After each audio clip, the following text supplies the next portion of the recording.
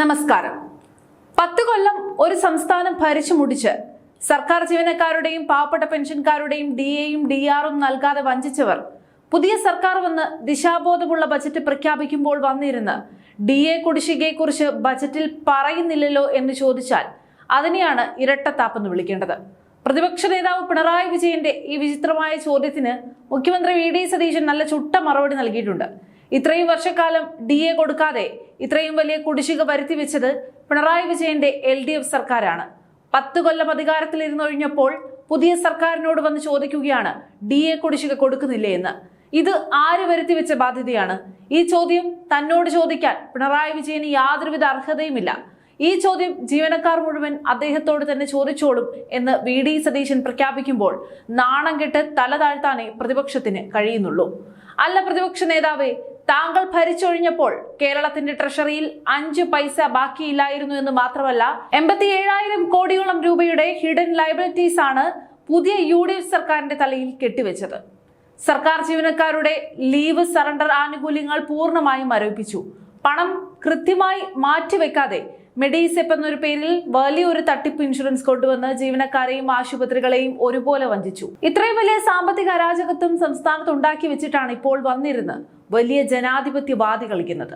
പോകുന്ന പോക്കിൽ കഴിഞ്ഞ ബജറ്റിൽ ഞങ്ങൾ അടുത്ത കൊല്ലം കുടിശ്ശിക 5 ഗഡുക്കളായി കൊടുക്കുമെന്ന് വെറുതെ എഴുതി വെച്ചാൽ അത് നടപ്പിലാകുമായിരുന്നോ പ്രതിപക്ഷ നേതാവേ?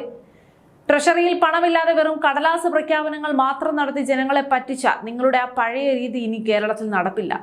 UDF സർക്കാർ തങ്ങളുടെ ബജറ്റിൽ കൃത്യമായി പ്രഖ്യാപിച്ചിട്ടുണ്ട്.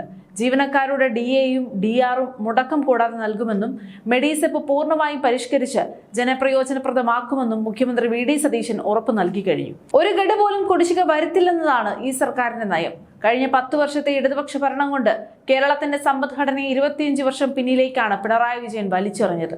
ആ 5 ലക്ഷം കോടിയുടെ കടക്കെണിയിൽ നിന്നും കേരളത്തെ രക്ഷിച്ചെടുക്കാനാണ് പുതിയ UDF സർക്കാർ ധവളപത്രവും സുതാര്യമായ പുതിയ ബജറ്റും അവതരിപ്പിച്ചത്. തങ്ങൾ അധികാരത്തിൽ വന്നത് കേരളത്തെ 25 വർഷം മുന്നിലേക്ക് നയിക്കാനാണ്. കേരളത്തിന്റെ പുതിയ തൊഴിലവസരങ്ങൾ സൃഷ്ടിക്കും. IT വ്യവസായ മേഖലകളെ ഉത്തേജിപ്പിച്ച് സംസ്ഥാനത്ത് പണമുണ്ടാക്കും. ആ പണം കൊണ്ടാണ് തങ്ങൾ വികസനവും ക്ഷേമ പദ്ധതികളും നടപ്പിലാക്കുക എന്ന് VD സതീശൻ പറയുമ്പോൾ അതാണ് യഥാർത്ഥ ഭരണാധികാരിയുടെ ലക്ഷ്യം. കയ്യിൽ ഒരു പൈസ പോലും ഇല്ലാതിരുന്നിട്ടും വീണ്ടും പഴയതുപോലെ കടമെടുത്ത് ദൂർത്തടിക്കണമെന്നാണ് പിണറായി വിജയൻ പറയുന്നത്. തെരഞ്ഞെടുപ്പിന് തൊട്ട് മുൻപ് തന്നെ തങ്ങൾ ഈ സാമ്പത്തിക പ്രതിസന്ധികളെല്ലാം ജനങ്ങളോട് തുറന്നു പറഞ്ഞിട്ടാണ് അധികാരത്തിൽ വന്നത്. എന്നിട്ടും പാവപ്പെട്ടവർക്കായി 25 ലക്ഷം രൂപയുടെ ഉമ്മൻചാണ്ടി ആരോഗ്യ ഇൻഷുറൻസും റബ്ബറിന് 250 രൂപ തറവിലയും കാർഷിക മേഖലയ്ക്ക് 1,535 കോടി രൂപയും ഈ ബജറ്റിലൂടെ വകയിരുത്താൻ മുഖ്യമന്ത്രി VD സതീശന് കഴിഞ്ഞിട്ടുണ്ട്. ഒരു പൊതുമേഖലാ സ്ഥാപനവും വിറ്റഴിക്കില്ലെന്നും ബജറ്റിൽ കൃത്യമായി വ്യക്തമാക്കിയിട്ടുണ്ട്. തങ്ങൾ അധികാരത്തിലിരുന്നപ്പോൾ എല്ലാം കൊടുത്തു തീർത്തു എന്ന് മാധ്യമങ്ങൾക്ക് മുന്നിൽ വന്നിരുന്ന വലിയ വായിൽ തള്ളുന്ന പ്രതിപക്ഷ നേതാവിന്റെ ഈ ഇരട്ടത്താപ്പ് ജീവനക്കാർക്കൊക്കെ ഇപ്പൊ നന്നായി അറിയാം.